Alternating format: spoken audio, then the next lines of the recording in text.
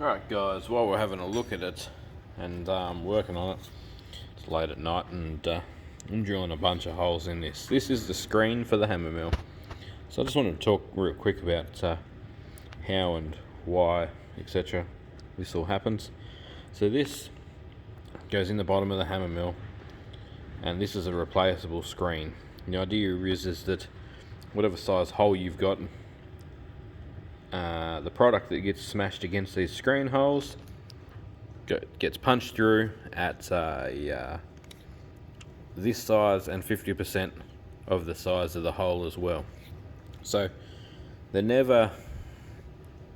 doesn't have to be exactly like these are 4mm holes and those are 1.5mm holes, I believe. So yeah, this screen was made specifically for e-waste, but I've got two of these. And it's a little bit on the fine side, it's a bit slow. Aluminium gets slow to punch through when you're throwing like low grade PCBs in. So we're opening this one up to 4mm for cable and for dirty PCBs.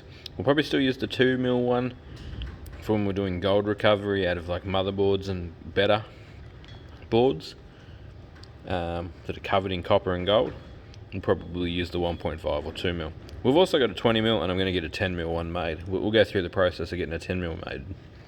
So I've drilled pretty much all of this with two of these Sutton tools, Cobalt 4mm. Just getting a touch up on the grinder every now and again to keep them going. But they are certainly an impressive drill bit. If you have a look at how many holes I've drilled so far.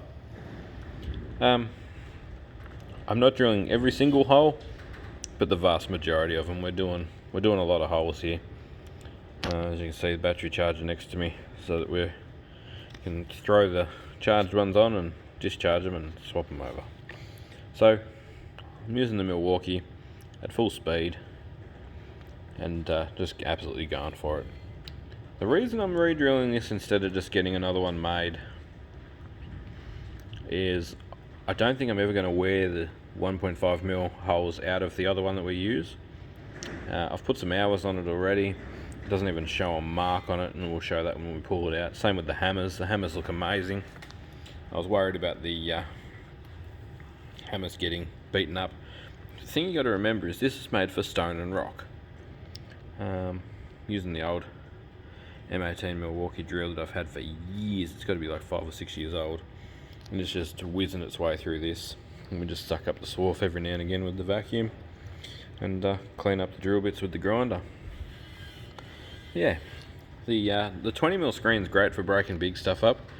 We're about to get a lot of plumbing brass come through. It's got mixer cartridges and things like that. So you know, we're talking 20mm hole on this, which really allows for some big chunks to come out fast. And that's what you would have seen in the first video about the hammer mill. I need to make a lot of content with this hammer mill because it's quite an interesting machine and the way it works to keep rotation speed up and all those kinds of things. So I just thought tonight I'd make a short video showing you what this screen's business is all about. And yeah, we're just going to have to keep on drilling holes. It doesn't take all that long to get a hole through, like rest in peace headphone users. You start with your existing bit.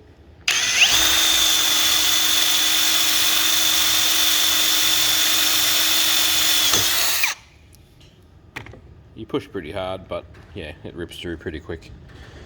And like I say, I only bought 2 drill bits to do the job. And we just got them in rotation. We sharpen the 2 of them when they both go blunt, and then sharpen them again when they go blunt. I've done that about 3 or 4 times now. I blew a bit of dust out of the back of the Milwaukee so the fan works well. But yeah, that's we've done a 8 amp battery, a 5 amp battery, and we're on a 3. High demand again there. It's going to take some time, but it's got to be done. So we're not going to drill all the way up here where the rest of these ones go. We might stop back here somewhere, I reckon. And like I say, not every hole because it's too many. But this will definitely speed up our recovery of copper cable and things with more non-ferrous metals. And worst case scenario, we put them in a bucket, and if it doesn't seem to have been small enough when it goes across the shaker table, we then make it smaller by putting the other screen in. And I've got the advantage of a water jet cutting machine in my street, and a nice fellow that owns it, so we'll cut out a 10mm screen for some intermediate stuff as well, coming in the very short term future. Yeah, thanks for watching. Catch you in the next video. Got some more holes to drill, and next time you see this screen, hopefully we'll be putting it in the hammer mill to show you. Catch you next time.